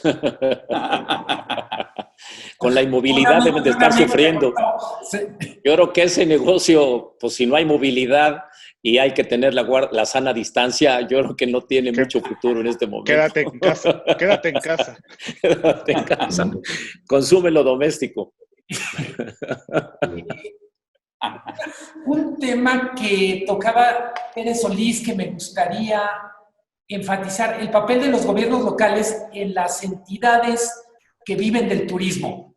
Hemos hablado de falta de empatía del gobierno federal, de que el toro no acepta la invitación, digamos, pero ¿qué está pasando con los gobiernos locales? Y sobre todo, ¿qué puede hacer un gobierno local para compensar la inacción, la falta de empatía del gobierno federal? Pues mira, si me das chance, hemos tenido oportunidad de platicar con muchos de ellos por el tema de precisamente los protocolos de seguridad que deben de adoptarse en los hoteles. Y esa ha sido nuestra entrada. Y nos hemos dado cuenta que obviamente tienen jurisdicción en adoptar esas medidas y adaptarlas y adecuarlas a sus propios criterios según las necesidades locales. Ha habido respuesta muy positiva de la gran mayoría. La gran mayoría, sobre todo los espacios o los estados que tienen vocación turística, pues ellos tienen muy, muy clara la mira de lo que representa ese sector para ellos y han sido muy flexibles y están preocupados. O sea, sus secretarios de turismo han estado actuando en diferentes foros y han estado buscando medidas y apoyos para poder ayudar en lo que se pueda al sector. O sea que hay más empatía específicamente de los estados que tienen vocación turística. No tienen los recursos porque también les han parado recursos de todo tipo. Sin embargo, pues le están echando ganas. Sí están poniendo de su parte para fines de apoyar al sector y han implementado criterios creativos, sobre todo en temas de, por ejemplo, de atención, de pasarte de los porcentajes de ocupación que te marca la Secretaría de Salud, que era el 15% de ocupación. Te dan permisos si tienes esas actividades esenciales que puedes ayudar y apoyar, te han permitido subirte de esos niveles. O sea que sí ha habido una comunicación muy cercana, también en el Consejo de la Diplomacia Turística, ASETUR, por parte de Luis Araiza, que es el secretario que preside la Asociación de Secretarios de Turismo, también ha estado tremendamente activo, muy abierto a entrarle a todo. Yo creo que todo el mundo está poniendo su granito, y sobre todo en esta situación en donde te están dejando solo. Yo creo que el gobierno federal está dejando a los estados solos, sin darles recursos y sin luego darle muchas guías. O sea, esa empatía, ¿no? Entonces, yo lo veo positivo. Adelante, Braulio. Perdón, pero yo iba a comentar eso. Yo veo que hay empatía, ¿no? Sin embargo, están con las manos amarradas. El caso de ASETUR, que ya lo comentaba Luis, es importante. La verdad es que hemos visto que son muy empáticos, que entienden la situación hoy, igualmente de muchos gobernadores. Y una de las cuestiones que estamos haciendo como CENET es hacer esta agenda legislativa, tratando de empujar a que esta sea parte, digamos, de un periodo extraordinario, ¿no? Hemos hablado con los senadores de PRI, PAN, PRD, Movimiento Ciudadano, con los diputados de Morena, y yo diría que todos empáticos, sensibles de lo que está sucediendo en el negocio, lo que está sucediendo en el sector, muchos de ellos con desconocimiento de esto que decíamos al principio, de las 450,000 empresas de menos de 10 empleados, de que las empresas que hacen el turismo son chicas y medianas también, muy sensibles en eso. ¿Queremos o creemos que ellos pudieran hacer más si esta agenda la pueden tener como una de las prioridades? Y Tere lo ha dicho, esta industria tomó décadas para armarse, para fortalecerse. No solamente somos el top 10 de recepción de turistas, sino que también tenemos ciertos otros problemas que subir, pero por decirte, somos el 17 en todo el mundo de gasto per cápita, ¿no? Entonces, al final de cuentas, pues creo que podrían ayudar con esta agenda legislativa ya en lo local, ¿no? En lo local creo que se pueden hacer cosas. Es un privilegio tener empresarios, yo diría intelectuales especializados, Tere, Gerardo, digo intelectuales en el sentido más elogioso de la palabra. Por razones obvias, no está en esta mesa sindicatos. ¿Qué papel juegan los sindicatos del sector en este contexto? Arrancamos el año con muchas nuevas disposiciones en lo laboral, mucha presión de Estados Unidos. ¿Qué están observando desde el punto de vista del papel de los trabajadores de los sindicatos? ¿Qué han aprendido ustedes de lo que es la negociación con los empleados del sector? ¿Cuáles son las mejores prácticas posibles en esta coyuntura? Mira, el 1 de abril mandamos una carta como CENET en donde estaban los sindicatos más importantes de la industria turística, ¿no? No más importantes, sino los más grandes, ASA, ASPA, CROC, CETEM, etcétera. Fue una carta, siento yo, que causó muchísimo impacto en el sentido de que se estaban juntando empleado, empleador, déjame decirlo así, y pedíamos 2 puntos, ¿no? Pedíamos la exención temporal de las cuotas patronales del IMSS y después la deducibilidad, ¿no? Y pedíamos la activación de un seguro para el fomento al empleo. Hemos hablado que esta industria, toda la industria en su conjunto es intensiva en capital. Hemos hablado de que los balances son pesados y siempre se habla de intensiva en capital, pero también es bien importante que es intensiva en capital humano.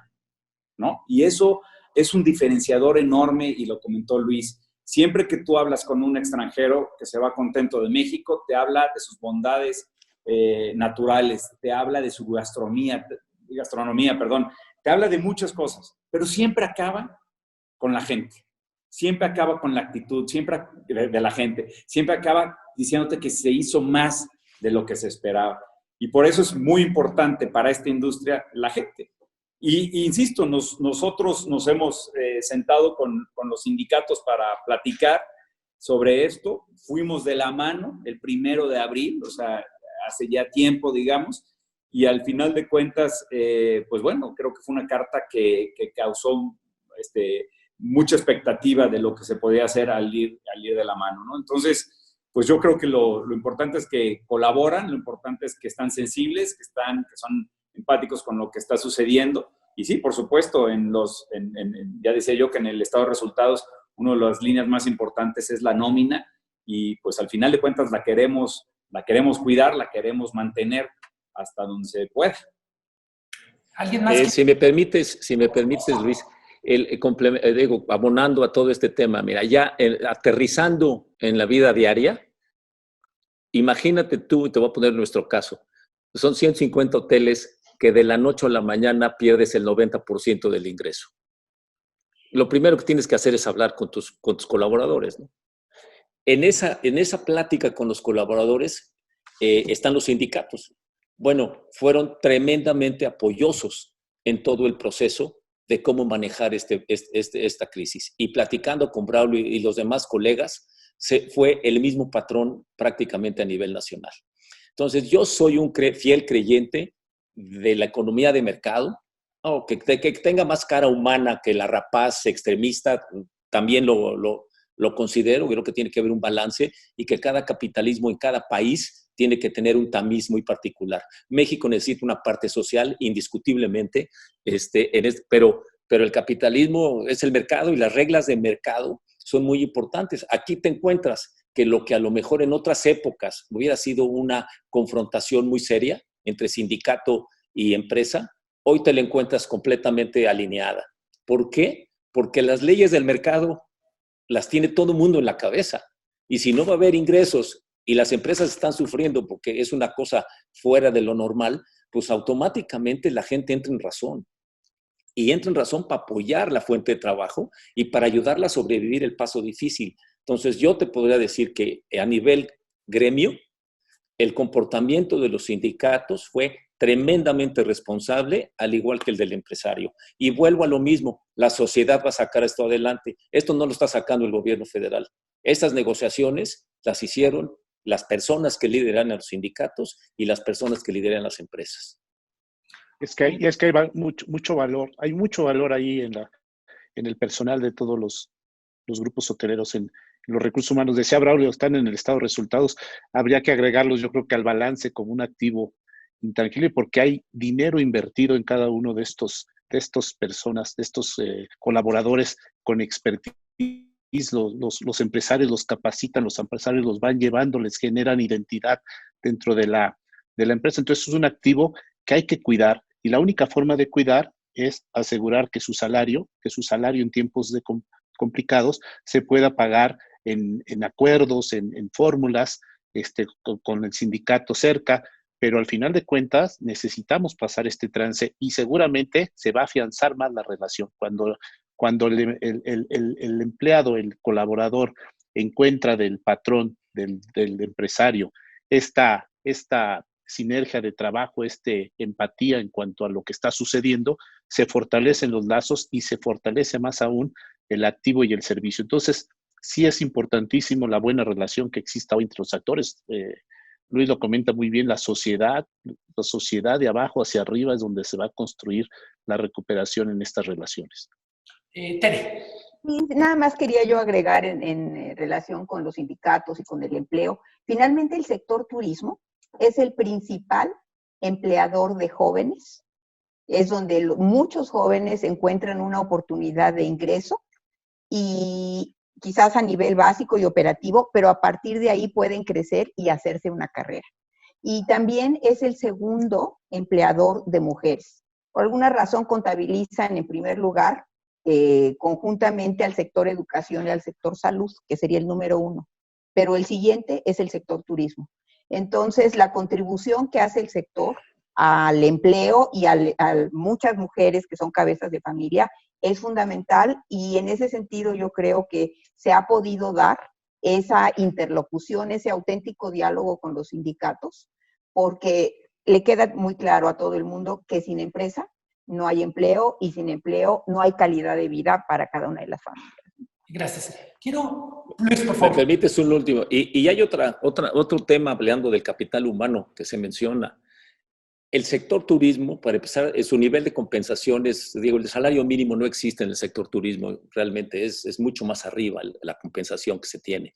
Pero en adición a eso, es una empresa intensiva en capital porque te necesitas el inmueble, y por lo pronto intensiva, y luego adicional intensiva en capital humano porque se da un servicio. Entonces tienes los dos mundos en uno. Y el punto es que el personal en los hoteles, el personal en el turismo, es el que realmente está tocando consistentemente, está en contacto con el consumidor. Entonces, el empoderamiento que tienes y el riesgo que tienes como proveedor de servicio, se lo estás confiando a esas personas porque son las que verdaderamente dan el servicio. Tú pones el cuarto, pero todo lo de alrededor y todo el tráfico y la experiencia del huésped está en contacto con gente constantemente. Entonces, la realización de las personas en el turismo, porque toman decisiones, porque están empoderadas y porque ven inmediatamente la retribución a su amabilidad con el contacto con el huésped, es altísimo. Entonces, de ahí el hecho de que el capital humano y la inversión que tienes hecha en todas estas personas y que ellas hacen en tu misma empresa, porque es de dos vías, no es de aquí para allá ni de allá para acá, es conjunto, es importantísimo. Y por eso es que es una pena el que una cosa que tiene una duración de 3 a 6 meses pudiera acabar con el largo plazo y con la compensación, con el trabajo y con el capital humano que ya tienes formado dentro de tu organización. Mencionabas tú hace rato, Luis, y quiero pedirles bordar sobre este tema. Tú hablas de creatividad, innovación. Primero, de manera más o menos libre, me gustaría pedirles, ¿qué es lo más creativo, lo más innovador que han leído que esté ocurriendo en el mundo alrededor de COVID? Como una manera de entrar al tema de cómo va a ser el turismo post-COVID o COVID-free. Yo creo que... A ver, dale, Braulio, vas. No, perdón. Yo creo, déjame primero contestar algo a título personal. Yo no creo que existe el mundo COVID-free por el momento. Existirán los procesos de sanitización y los procesos que estamos armando mundialmente y etcétera, pero al final de cuentas hoy no se puede vender un COVID-free hasta que no se tenga una vacuna, y eso será 18 meses o más. Déjame explicarte, no sé si sea lo más innovador, pero algo que estamos experimentando en Grupo Presidente, pues ya. Estamos implementando, por lo pronto, hoy en las oficinas nuestras, en nuestro corporativo, ya a través de cámaras, la detección de temperatura y la detección de personas que están con este distanciamiento que debería ser físico, ¿no? Social. Yo creo que en una oficina no se puede platicar de esto.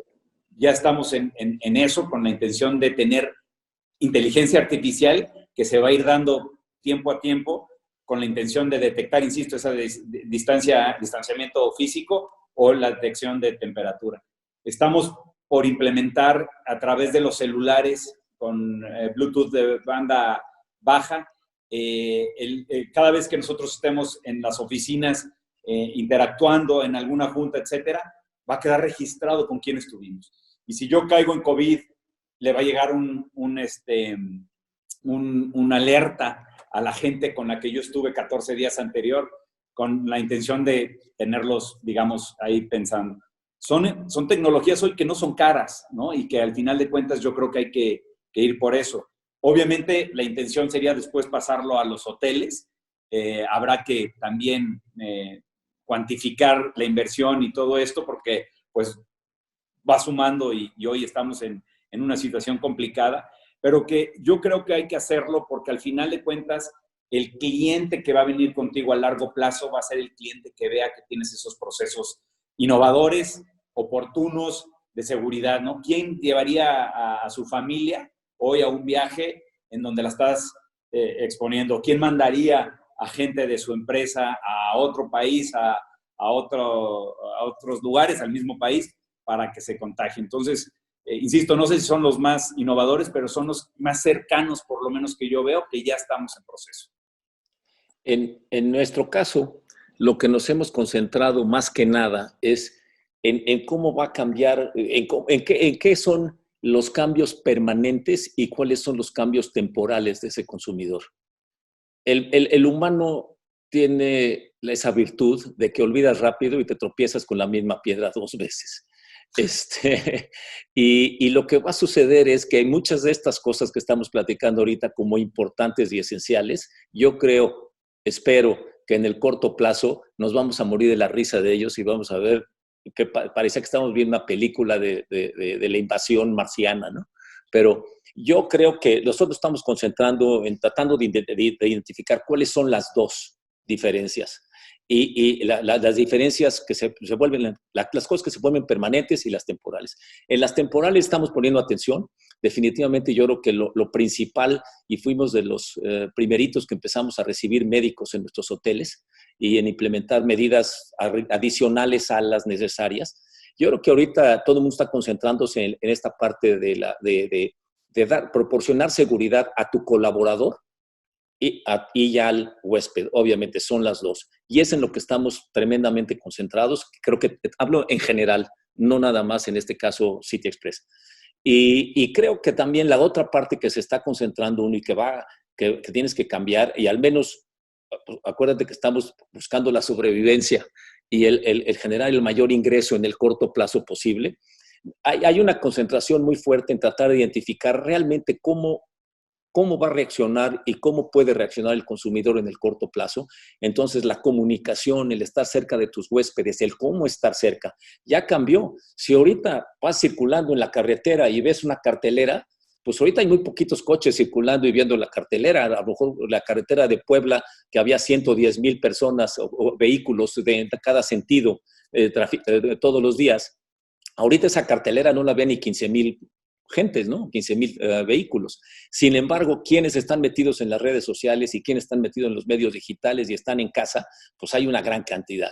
Entonces, yo creo que está cambiando. La innovación viene ahorita en el cambio del perfil del consumidor, el que le atine a cuáles son las necesidades de corto plazo y cuáles se van a quedar en el mediano, ese es el que va a tener una ventaja competitiva. Yo le apuesto a que buscas varias cosas, las vamos a olvidar, que vamos a regresar a una normalidad que no va a ser igual, va a ser más cuidadosa, va a ser más temprano que tarde, si no hay una recaída en el ciclo, y que por el otro lado, la comunicación y la forma de comunicarte, convencer y que toma las decisiones el huésped en el corto plazo es tremendamente valiosa. Y ahí está el ingenio en toda esta parte tecnológica, y la parte que mencionaba Braulio, y la parte de comunicación. Los medios, yo creo que todo el mundo nos estamos acostumbrando a estas videoconferencias. Sabíamos que existían, pero nunca las habíamos usado con tanta intensidad. Entonces, son momentos importantísimos en esta parte de innovación, y te repito, desde los mismos sindicatos hasta el CEO de cualquiera de las empresas turísticas hoy en día se están cuestionando a cada hora y viendo las experiencias que están sucediendo en China a los 80 días de la apertura de la economía, en Italia, en España y en Copenhague, en Dinamarca. Todos estamos viendo cómo se están comportando estos mercados para tratar de asimilar lo más rápido posible el cambio en el consumidor. Antes de pasar a Gerardo, que pidió la palabra, Luis, de lo que estás viendo en otros lados, ¿qué dirías? ¡Qué buena idea! ¿Dónde la viste? Pues mira, básicamente la veo en las cadenas norteamericanas, en el uso de extremo de la tecnología. Ya las medidas de sanitización ya no es una ciencia oculta. Digo, hay una gran cantidad de proveedores, políticas, procedimientos que ya están. Yo creo que es cómo se están comunicando y cómo están programando las reaperturas. No es lo mismo un hotel de 1 estrella que uno de 5, no es lo mismo un hotel que tiene campo de golf al que no lo tiene, un hotel resort en Estados Unidos a uno en la costa este que en la costa oeste. O sea, cada región está utilizando diferentes medidas para solucionar el mismo problema, porque tienen una problemática distinta. Y eso es lo que hay que aprender en México. Hay una problemática distinta en la frontera, hay una problemática distinta en las costas del Pacífico y la costa de Centroamérica, y hay una problemática muy especial para la Ciudad de México, ¿no? Nada más por los tamaños y la composición del mercado. Ahí es donde están, no hay, no te podría decir una en especial, pero son las mismas con diferentes entonación. Gerardo, desde hace rato pediste la palabra, adelante. No, digo, yo creo que destacar lo que decía Luis de manera importante, son 2 fases, una de corto plazo, de contención, y una de largo plazo, porque se tiene que hacer inversión, y no se puede hacer inversión y después echar para abajo la inversión para volver a regresar a ver en prueba y error, va a ser complicado. Pero yo creo que donde hoy tenemos que utilizar fuertemente la tecnología para darle seguimiento al protocolo, pero también para darle comprobación al protocolo que determinemos en nuestros hoteles.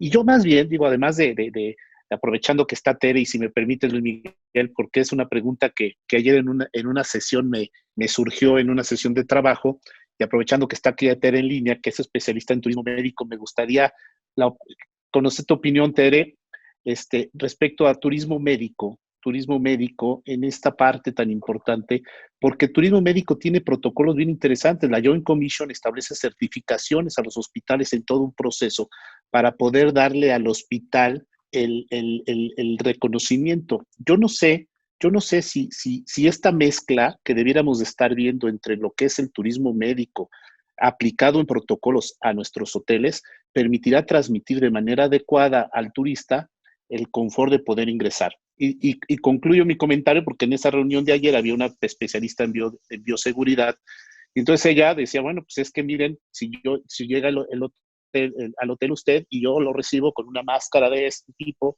para tomarle sus datos, y luego en el lobby lo recibo con otra máscara de este tipo, con una escafandra. Yo creo que hay una gran oportunidad de ir combinando las experiencias. Uno va a Tere, que lo tiene. En vez de un hotel, ¿no? ¿Mande? Sí. Uno va a creer que entró al set de la película de Ébola. Exactamente. Entonces yo le decía a Karen, la persona que va a decir, ¿sabes qué? Mejor ni nos vamos por ahí porque ya me quitaste las ganas de ir a la playa. Entonces, esta parte del protocolo que ya existe en turismo médico, Tere, ¿cómo lo podríamos implementar?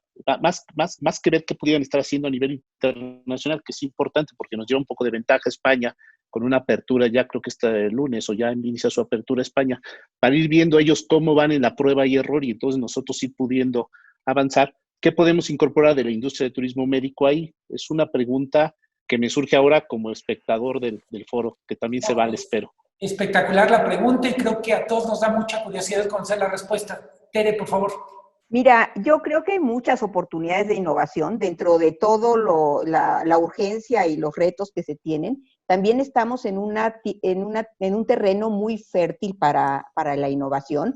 Yo creo que los diseñadores, los interioristas, los arquitectos, los urbanistas están encontrando grandes oportunidades, y tenemos, por ejemplo, cuando precisamente por la situación de los ciclones en Cancún, se empezaron a utilizar las escuelas como refugios, como albergues para las temporadas de huracanes. Y lo que sucedió es que se rediseñaron las escuelas para que pudiesen tener, por ejemplo, toda la zona de servicios sanitarios conjunta a las aulas para que pudiesen cumplir esa función. Ahora estamos viendo, y entiendo que Luis Barrio fue de los pioneros en esto, en adaptar los hoteles como una extensión del hospital, para poder tener ahí a personal médico pernoctando para evitar que contagiara a sus familias ante esta exposición. También estamos viendo centros de convenciones que se están adaptando como hospitales temporales. Entonces, yo creo que algunos de estos ejercicios de improvisación van a tener consecuencias en el mediano plazo, y efectivamente en la parte de turismo médico, pues tenemos también algunas ventajas estructurales definitivas por nuestra cercanía con los Estados Unidos, con Canadá, y también por los retos que tienen sus sistemas de salud, y a partir de estas condiciones estructurales se están dando de manera orgánica flujos hacia México. También hemos visto que han tenido retos importantes en la atención a adultos mayores. Y las industrias de la salud son algunas de las industrias que se están reconvirtiendo y cambiando más rápidamente. Y aquí en México hemos visto que hay telemedicina, sencillamente se implantó. Muchas personas que ante esta circunstancia han tenido sus consultas médicas y de seguimiento por vía web con muchos de sus médicos. Entonces yo creo que sí hay muchas oportunidades para incorporar tecnología. Ya existe sistemas en donde hay hospitales digitales, los expedientes médicos son digitales, y puedes toda la experiencia del paciente, el tenerla digitalizada. Y estas experiencias que ya se tienen, ya me sorprendió, por ejemplo, ver que Costa Rica ya tiene un expediente digital establecido y funcionando. Podemos implementarlas también dentro del sector turismo y eventualmente tener pues esos mecanismos que nos permitan no hacer una fila enorme antes de abordar el avión, sino eventualmente generar un pasaporte sanitario digital que nos permita apoyar a las empresas turísticas en hacer este filtro y tener un manejo profesional que disminuya el riesgo pues para la población local y también para los turistas, y permita generar una experiencia de viaje de calidad. Y si me permiten también, yo creo que aquí es fundamental la información, si me permiten hacer rápidamente un comercial. La firma, muchas empresas del sector están pensando, ¿qué va a pasar con esa ansiedad del turista? ¿Cuándo va a estar en el modo de viaje? Entonces, aquí estamos, la firma Deloitte generó algo que se llama el State of the Consumer Tracker, que es un análisis quincenal para medir, le llamamos un índice de ansiedad global en principales mercados emisores, ver cuáles son las inquietudes, cuál es la intención de gasto en distintos sectores, incluyendo el sector de viajes. Y también esto se está construyendo, y espero que ya se pueda anunciar la siguiente semana, para México, para Argentina, para también mercados en la región. Entonces, el tener esta tecnología, el tener esta colaboración e intercambio de información sobre qué está funcionando en un lugar y en otro, yo creo que va a ser fundamental, y la nueva competitividad es pues aprender más rápido que la competencia. Y en el sector turismo sabemos colaborar, y esta colaboración, yo creo, por la circunstancia también se está estrechando, y tendremos pues grandes innovaciones en el corto plazo. Braulio, pediste la palabra. Sí, nosotros en Grupo Presidente hasta cierto punto estamos en el turismo médico, con las casas de retiro. Es triste ver que en países como España el 5% de la población son adultos mayores que viven en estas casas de retiro, pues, ha muerto de COVID.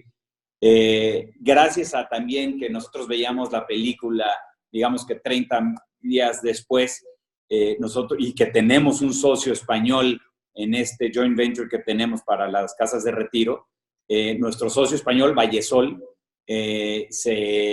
nos adelantó cuestiones que parecían en ese entonces tan tontas como batas, como lavar la ropa 2 o 3 veces, ponerlas en bolsas de basura, lavarlas de una forma diferente, usar desde el principio, usar el cubrebocas, la máscara etcétera. Todo ese tipo de cosas, el lavado constante, ¿no?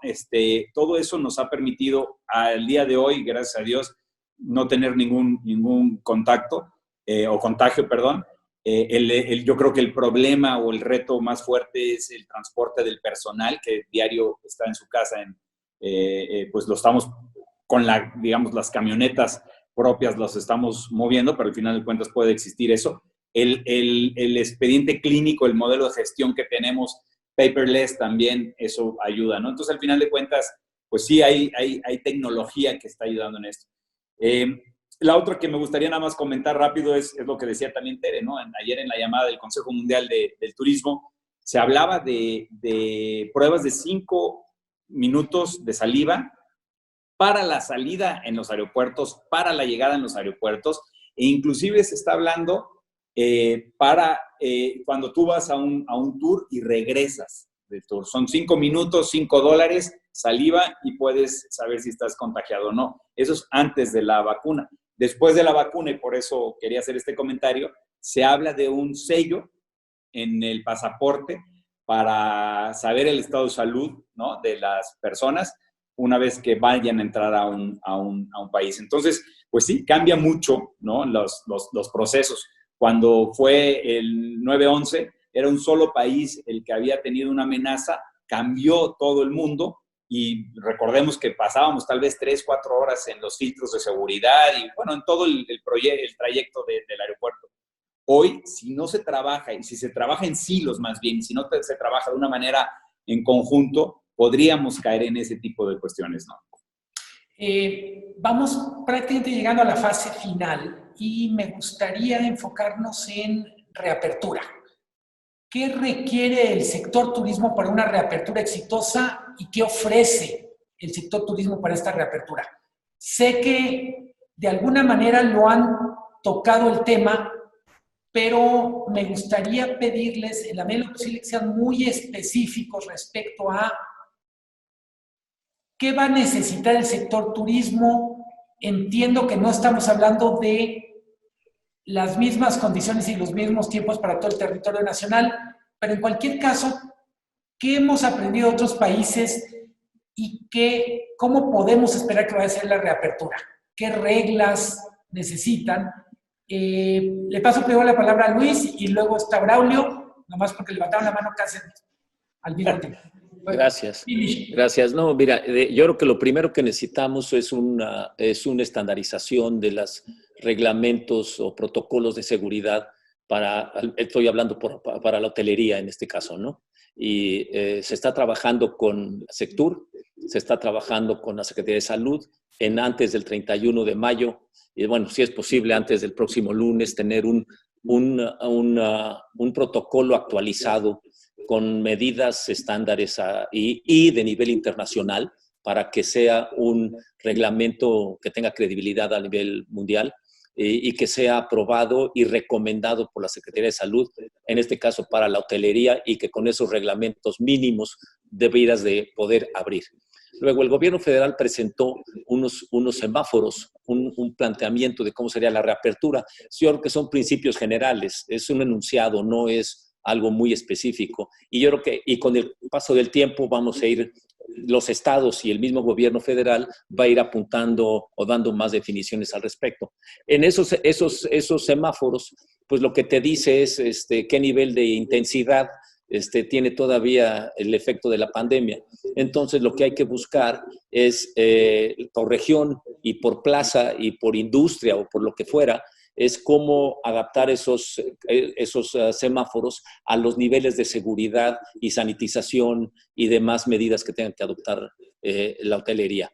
¿Qué hemos aprendido? Hemos aprendido eso, que es gradual, que no es parejo, y que hay diferentes medidas locales según se presente el caso de la pandemia en esa región en que se esté adaptando. La otra es, definitivamente el juego a vencer ahorita es el tratar de mandar un mensaje, ya sea como hotel o como región o como estado, en este caso país, de que tu lugar es el que tiene el menor riesgo de contagio. Eso es lo que está jugando ahorita, para que la decisión de compra se venga a esa región, a esa ciudad y a ese producto, ¿no? Antes de pasar el micrófono a Braulio, te quiero repreguntar, Luis. Tú mencionabas, hay cosas que van a ser pasajeras y hay cosas que se van a quedar. Saca la bola de cristal y dime, ¿qué cosas de lo que estamos viviendo llegaron para quedarse? Yo creo que masivamente el uso de la tecnología en todos aspectos, desde los check-ins, desde tu celular para no tener que pasar por el front, cosa que en algunos de los hoteles de City ya se da, y en Estados Unidos hay muchos hoteles que ya lo dan. Yo creo que es una tendencias de ese tipo, uso masivo de la tecnología. El otro, sí va a haber un mayor cuidado en la sanidad, de los hoteles, definitivamente en alimentos y bebidas, restaurantes, a lo mejor en los buffets tendrás ciertos cambios, o sea, sí va a haber la cuestión sanitaria, va a tener un impacto que se nos va a quedar en la mente. Y el otro punto que pudiera ser sumamente preponderante es la comunicación, ¿no? Todo el tema de comunicación con tu huésped irá cambiando al mismo tiempo que la transportación. En el corto plazo, los cruceros creo que tienen una desventaja muy seria. En el corto plazo, las aerolíneas y el transporte aéreo también la tienen, pero que en el mediano plazo empezará a atenuarse. Dificultades de cruce de fronteras, ya lo anotaba Braulio, pues a lo mejor nos ponen un chip, ¿no? Para ver si tenemos, y que nos midan la temperatura y la oxigenación adecuada unos metros antes de cruzar la frontera. En fin, medidas de seguridad en transportación y molestias, definitivamente yo creo que son algo que los vamos a ver ahorita y se van a quedar por mayor plazo. El otro día fui a una panadería y me llamó la atención, había un letrero grande, decía, por favor, no hable con el celular frente a las bandejas del pan. O sea, hay la necesidad de reeducar a los consumidores. Evidentemente, no todo el esfuerzo puede venir de las empresas o de la parte de vigilancia. Vamos a tener que ser muy diferentes como consumidores, ciudadanos mucho más respetuosos de la distancia, por ejemplo, ¿no? Así es. Claudio, habías pedido la palabra. Básicamente, yo creo que el objetivo es mejorar las prácticas para la recuperación, ¿no? En la seguridad tanto de nuestra gente, de nosotros, del viajero, de nuestra familia. Se habla mucho de una colaboración pública y privada, ¿no? No puede ser, estos protocolos no pueden ser hechos nada más por un lado, ¿no? Es una mesa o una silla de dos patas y si falla una de esas, pues no falla la colaboración. Los protocolos, yo ya decía, tienen que ser iguales en todos los destinos, ¿no? No puede ser que en una aerolínea que vas de ida tengas que usar el tapabocas y en la siguiente no. Entonces tienen que ser protocolos iguales. Y la idea es generar esa confianza. Yo platicaba antes que quién quiere llevar a su familia a un lugar donde puede tener un contagio, ¿no? Creo yo los aprendizajes es de que no hay que reinventar, sino que hay que elaborar sobre esos, no hay que crear esos nuevos procesos, sino que hay que integrarlos, adaptarlos a la realidad de cada quien, a la realidad de cada país. No hay que crear esos procesos en silos, ¿no? Este es un tema internacional. La colaboración que ya decía, y es que estoy leyendo mis notas de ayer, que son las globales del WTTC, los procesos globales, los protocolos, los estándares que se están escribiendo de las empresas que están invirtiendo mucho en esto, creo que son importantes. Y yo creo que de las cuestiones importantes es uno, prepararnos para la operación y las nuevas políticas, ¿no? Ya lo decías tú en la panadería, pero imagínate esto en un buffet, ¿no? Las pinzas, pues probablemente ya no se usen, o el que tú llegues y te sirves ya probablemente no se usen.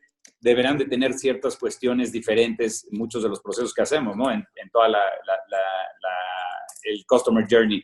Y eso es importante. Nosotros vamos a tener que asegurar del punto A al punto B que todo se está cumpliendo. El internacional, el viajero internacional no querrá venir a un país si se inventan cosas o si es no algo internacional. Entonces, se deben de adaptar, pero al final de cuentas tiene que ser internacional con la cuestión de que le dé tranquilidad a la gente que va a venir. Rosario Castillo había hecho una pregunta que quiero plantearte un poco abordando sobre tu comentario, Braulio. ¿Qué importancia van a tener las certificaciones? No, pues todo, ¿no? Las certificaciones, los estándares de las compañías van a tener que elevarse en la cuestión de salud muy, muy fuerte, y tenemos nosotros que darle esa seguridad. Yo ya hablaba, ¿no? Que si nosotros como empresa, como industria, como país, ponemos estos protocolos y damos una buena imagen de lo que estamos haciendo, a largo plazo, probablemente hoy no vamos a poder repercutir esos costos a nuestro consumidor final porque estamos en una economía, en el valle de esta pandemia, en la parte económica, pero si nosotros al final podemos lograr procesos que estén estandarizados, que estén certificados y aunque nos cuesten más, no lo traslademos a ellos, en el largo plazo vendrán con nosotros por haber abonado a esa seguridad que es lo que hoy todo el mundo busca. Gerardo Corona. Hola, Gerardo, pediste la palabra. Perdón. Sí, sí. Yo creo que hay, muy interesante la pregunta, muy difícil de contestar en términos de qué hacer, porque son temas de prueba y error, pero primero yo creo que tenemos que tener como demanda, como turista, primero flexibilidad. Yo creo que es algo que vamos a tener que cambiar. Debemos de ser flexibles y adaptarnos a las reglas y protocolos. Decía alguien de broma en alguna reunión, nos pidieron quedarnos en casa y ni eso lo pudimos hacer, ¿no? Somos a veces poco resistentes, poco resilientes a trabajar en un tema de control y protocolo. Las Torres Gemelas nos incomodaba tenernos que quitar los zapatos, sacar todo. Hoy lo hacemos de manera natural. Hoy es un proceso que sabemos que vamos a entrar y vamos a pasar de esa manera. Entonces, me parece que tiene que haber un tema primero de flexibilidad y trabajar en la narrativa. Por ahí un buen amigo me comentaba ahorita en un chat, trabajar en la narrativa de lo que queremos decir bajo este concepto de flexibilidad. No nada más un tema de promoción, sino también el llegar a la parte donde el turista empieza a sentirse seguro, con flexibilidad para tomar decisiones de viaje y que sienta esa percepción de seguridad puerta a puerta. Completamente el trabajo de protocolos apoyados en la tecnología. Entonces, un tema interesante de cambio de hábitos sobre todo de manera de desarrollarnos en la sociedad. Buenísimo. Tere Solís. Y yo creo que en términos de protocolos y de hábitos de higiene va a haber un cambio positivo. Nos vamos de alguna manera a japonizar un poquito todos, en el sentido de que vamos a tener, o como los alemanes que tienen sus zapatos de casa y sus zapatos de fuera. Yo creo que en ese sentido esto va a tener impactos positivos, no solamente en relación con el COVID, sino con muchas otras infecciones. Esperaría esto, pero también yo creo que vamos a tener como dos modos, y en este sentido la incorporación de tecnología a nivel de los negocios y a nivel de las ciudades, porque finalmente el restaurante puede ser impecable, el hotel puede ser impecable, el transporte puede ser impecable, pero también en el aeropuerto tienes que ver los procesos de revisión de aduanas, los procesos de revisión de personal de migración, etcétera, para que como decían, el customer journey, la experiencia del viajero a lo largo, desde que está abordando el avión hasta que regresa a su casa, tenga esa certeza, sobre todo cuando estamos en ese modo contención, porque finalmente lo que hemos aprendido es que estos fenómenos y estas pandemias no es la primera que ocurre, pero tenemos que estar más preparados para que cuando se da un brote se identifique rápidamente y se pueda contener en su lugar sin tener los costos enormes que está teniendo esta pandemia a nivel global. Pero yo creo que la gente sigue queriendo abrazarse, sigue queriendo ir a conciertos, sigue queriendo disfrutar de la cercanía de la masa, digo yo, cuando se va al pit de un concierto, cuando se va a un partido de fútbol y se abraza Yo creo que eso no se va a perder, pero sí necesitamos el poder migrar del modo cercanía al modo contención de manera muy eficiente, sin perjudicar la actividad turística y finalmente esa convivencia cercana y ese intercambio cultural que se da y que es lo que estamos buscando cuando viajamos. Florencia Valero nos pregunta, y quiero comprometerlos a ustedes, en particular a Braulio, a Luis, que a su vez representan a asociaciones del sector. Nos dice si se va a publicar un manual de buenas prácticas para la reactivación. Comprometo un espacio en El Economista, en nuestro periódico, en internet, y ojalá podamos trabajar literalmente una lista de cosas que se pueden hacer. Pienso sobre todo en las pequeñas empresas del sector. Entonces, me parece una buena idea de Florencia Valero y los quiero comprometer a que nos ayuden a publicar un documento fácil, etcétera, ahora sí, de conocimiento público. Se está haciendo, o sea, hoy por hoy, y lo dijo Luis, en breve se publicará. Ha habido esfuerzos en todas las empresas que están escribiendo sus protocolos o están tomando los protocolos de las marcas cuando son operadores, etcétera. Yo ayer, por ejemplo, recibí el protocolo para la apertura de zoológicos, de parques de diversiones, parques acuáticos, porque la IAPA es parte del CENET. Estos protocolos son mundiales y traen el sello de la Organización Mundial del Turismo, y los pasé a Sectur, ¿no? Entonces, todos estos protocolos que se están haciendo o que se están revisando, tanto internacionales, nacionales, para todas las industrias, se están concentrando con el subsecretario Hernández Haddad y él a su vez con el subsecretario López-Gatell para poderlos hacer. Son públicos, ¿no? Para poderlos validar, perdón. Son públicos o serán públicos. Y también lo decía Tere, al final de cuentas estos se aplicarán en nuestra casa, ¿no? Cambiarán nuestros hábitos y también se pueden aplicar hasta en nuestra casa, ¿no? Ciertos puntos de estos protocolos. Es correcto, abonando con el tema de Braulio, sí. De hecho, si recuerdan, nos salió por parte de López-Gatell, la Secretaría de Turismo y Salud, emitió un documento que se llamaban lineamientos de seguridad de salud, y aparecieron las industrias que se consideraban esenciales y las no esenciales, muy al principio de la llamada a la cuarentena. Desde ahí la ANSH empezó a trabajar con ellos para identificar a los hoteles, porque no estaban ni entre las empresas esenciales y las no esenciales, estábamos en el limbo.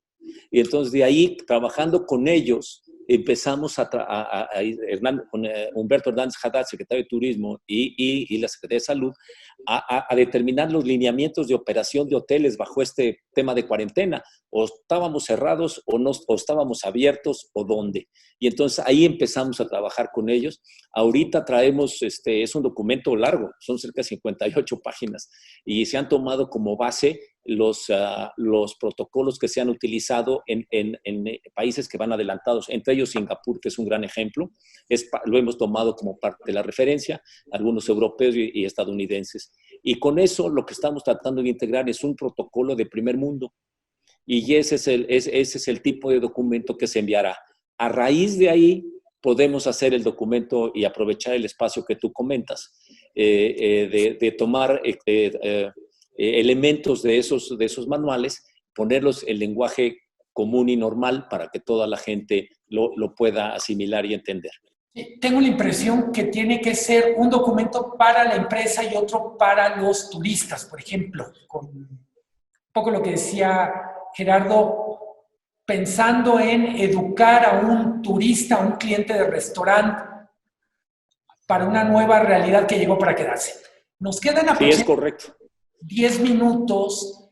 Me gustaría, como una manera de cerrar esto, si nos regalan una conclusión, una idea que quieren sembrar en nuestra audiencia, en la gente que nos está escuchando. ¿Con qué quieren que se quede la gente que nos estuvo escuchando casi 2 horas? Ahora sí, ¿con quién empezamos? Mira, si quieres empiezo yo. Yo diría que todos debemos de saber que esta industria es un aliado para este país, que es un aliado o debería de ser un aliado para este gobierno. Hemos hablado de las bondades, hemos hablado del 8.7 del PIB, hemos hablado de los 4 millones, hemos hablado de los 14.700 millones de superávit hacia la balanza, hemos hablado del capital humano, de la segunda industria que emplea más mujeres, de la marginación, ¿no? 42% es en la media nacional. En los municipios o en las ciudades turísticas hay menor marginación. Yo creo que debemos de entender a esta industria como un motor, debemos de entender a esta industria como una industria que toma gente muy joven y la desarrolla, y yo creo que un ejemplo es el secretario Torruco, que empezó como un bellboy, y él siempre lo comenta, y hoy ha tenido una carrera primero en la parte, digamos, privada, y hoy en la pública. Al final de cuentas, ¿qué quiero decir? Es un motor y es un aliado para México. Debemos de estar más presentes hoy en las estrategias. de la nación. Debemos de estar hoy más participando de manera mucho más activa. Y yo creo, sin que sea un cliché, que regresaremos. Esta industria aguanta, nos costará tiempo, nos costará mucho dinero, los dos elementos que dijimos, tiempo y dinero, pero al final de cuentas regresaremos fortalecidos. Bien, Tere. Perdón, no te... Ya. Yo le dos ideas. Uno es el pensar que vamos a regresar, como dice Braulio. El turismo está aquí para quedarse para el largo plazo, y la idea es que queremos no regresar al status quo, sino generar un mejor status quo. Tener una industria turística que sea más resiliente, más segura y más incluyente. Y ahí está trabajando la industria, y de verdad yo me congratulo que en este sector existan líderes empresariales tan responsables y tan visionarios. Y nada más pedirle a la audiencia, a todos los que estuvieron aquí este tiempo, que nos ayuden a comunicar, que nos ayuden a cambiar la percepción de la industria como una actividad elitista, como una actividad no prioritaria, que nos ayuden a hacer que se reconozca al sector turismo como un sector dinamizador, no solo de la economía, sino de todo lo bueno que hay en la sociedad. Por favor, nos ayuden a que no quedemos en el limbo, que nos tengan en la mira cuando se está pensando en políticas de desarrollo. Eso sería todo. Gracias. Luis. Mira, mil gracias. Yo creo que la importancia de la industria ya se ha mencionado muchas veces. Yo creo que lo que hay que tener muy presente es que esto no va a ser de corto plazo. El regreso a las condiciones de 2019 no van a ser en 6 meses. Y mira, el 2019 ya fue un año recesivo, un año en donde no hubo crecimiento. Estamos muy optimistas de que vamos a salir como sector, indiscutiblemente. Lo que no sabemos es la forma en que vamos a salir y la forma en que va a quedar el país una vez reiniciando las operaciones. Pero sí hay que tomar en cuenta que estamos regresando a una economía de la 4T, en donde se espera un decrecimiento económico, en donde se tienen problemas estructurales todavía de país que hay que cambiar, y en un periodo de recuperación que pudiera ser muy claro. En Estados Unidos lo están considerando que es hasta el 2022. ¿Por qué no usamos una premisa de ese tipo? Hay que ser muy conservador, agresivo, pero muy conservador en pensar en que esto no se va a solucionar a corto plazo. Va a haber un 2020 difícil, un 2021 regularmente difícil, y pudiéramos estar viendo la luz en el 22. Gracias. Gerardo. Hijo, caray, primero, Luis Miguel, qué buen foro virtual, y gracias al economista que hizo esto posible, porque finalmente permite generar lluvia de ideas. Yo rescato algunas preocupaciones. Cuando yo estaba en los comités de riesgos y me preguntaban qué sucedería en algunas crisis, acuérdense de crisis económica mundial, de influenza, la conectividad que nos arrastró 2008, 2009, 2011, y que entonces el sector se veía con una problemática, un nubarrón. Y yo veía y siempre explicaba que el turismo crece, pero haciendo esto, no es lineal. Entonces va creciendo haciendo pausas. Esta sí fue una caída muy fuerte y, como dice Luis y segundo, de mayor calado, de mayor profundidad y por lo tanto de mayor tiempo de recuperación. Sin duda, rescato y retomo el tema, que la liquidez va a ser fundamental para pasar estos momentos, y rescato áreas de oportunidad en lo que podemos trabajar. Primero, transmitir que vamos a tener que tener destinos bioseguros, biosustentables y biosaludables. Tenemos que transmitir eso a la gente. La segunda es que es una gran oportunidad de institucionalizar, de trabajar en la institucionalización de la industria. Pocos grupos como los de los empresarios que tenemos aquí han sido un ejemplo a seguir de cómo han venido desarrollándose, creciendo, regionalizarse, internacionalizarse e institucionalizarse. Y me parece que ese es el mecanismo del área de oportunidad en donde podemos trabajar, sobre todo en un mercado tan fragmentado que comentaba Luis en un inicio.